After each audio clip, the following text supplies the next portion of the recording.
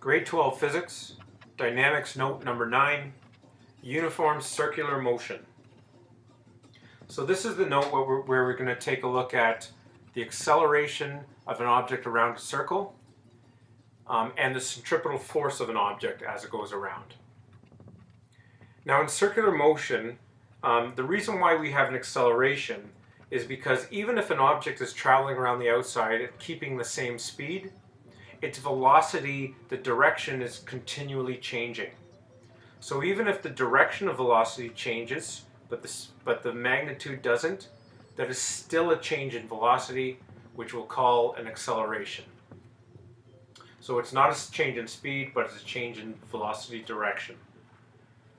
Let's do a derivation here. So let's look at a motion around a circle. So we'll look at the motion between point P and point Q, with O being the center of that circle. Now between those 2 points, we're going to have radius 1 and radius 2. So the change in radius will be that line between P and Q, and it will move through theta r, so some angle. The velocities are tangent to the circle, so at point P will have v1 and point Q will have v2. So we'll just make a note that they're tangent to the circle. If we take a look at those vectors, if we pick them up and arrange them according to this equation, where we know that the change in velocity is v2 subtract v1, there's our v2. We'll put in a negative v1, so that means delta v will look like so. Delta v is going to be that blue vector there, and it's going to move through theta v.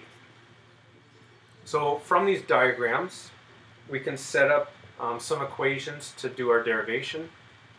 Believe it or not, the red and the green triangle are similar triangles, so that means they're going to have the same ratio of sides. Delta r over r equals delta v over v. Now we assume whenever an object moves from P to Q, it's doing so at a constant velocity. So that means that distance, delta r, is going to be v times t, whatever that velocity is. So v times delta t over r is delta v over v. Here we're going to move the t to the bottom of the other fraction. The reason why we do that is because here we notice now we have a delta v over delta t, and that is the definition of an acceleration. So we can put an a term into our equation. Now let's solve for a.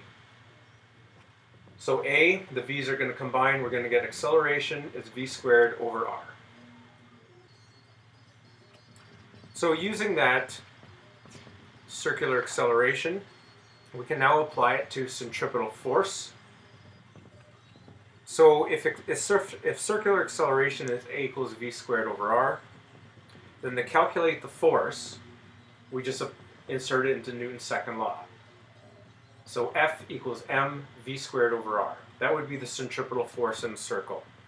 So F is force in newtons, m is mass in kilograms, v is velocity in meters per second, r is radius of the circle in meters. If we check the units, left side is a force, so it's newtons. Right side would be a kilogram times a meter squared per second squared over a meter. If we simplify that, we get a kilogram meters per second squared, which is the definition of a newton, so we're good.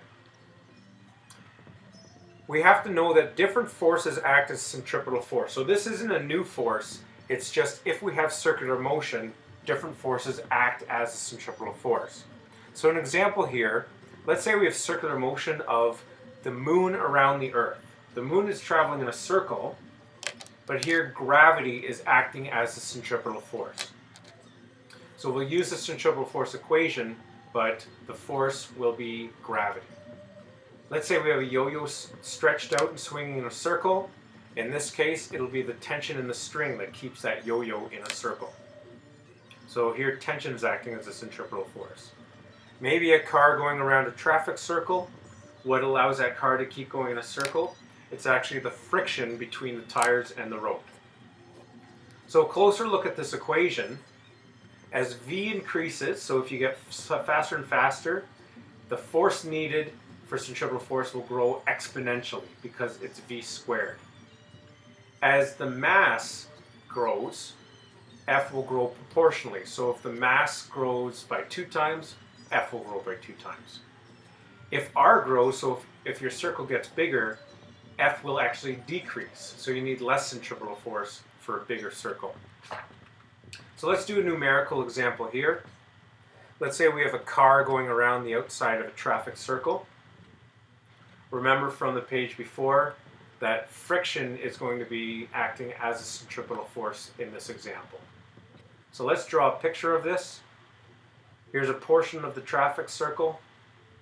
A car is going to be placed on it. It's going to look like the car is coming straight out of the page. This will be the radius, so there's the middle of the traffic circle. The conditions here, the mass of the car will be 1,500 kilograms. The radius of the traffic circle will be 35 meters. And remember, friction's acting as a centripetal force, so the coefficient here will be 0.5. So this is friction between the road and the tires. So there's the centripetal force. So to calculate the velocity the car can go, we need F equals ma, where circular motion, so force of friction is acting F, and we substitute in for A. Force of friction is mu Fn, so let's put an expression in for Fn, so that's mg. So mu times mg is mv squared over r. The m's will cancel, so now let's calculate how fast the car can go. We're going to calculate for a v. So v equals root mu gr. So v equals 0.5 times 9.8 times the radius. It's going to be equal to 13.1 meters per second, which is equal to 47 kilometers an hour, which is reasonable for a traffic circle.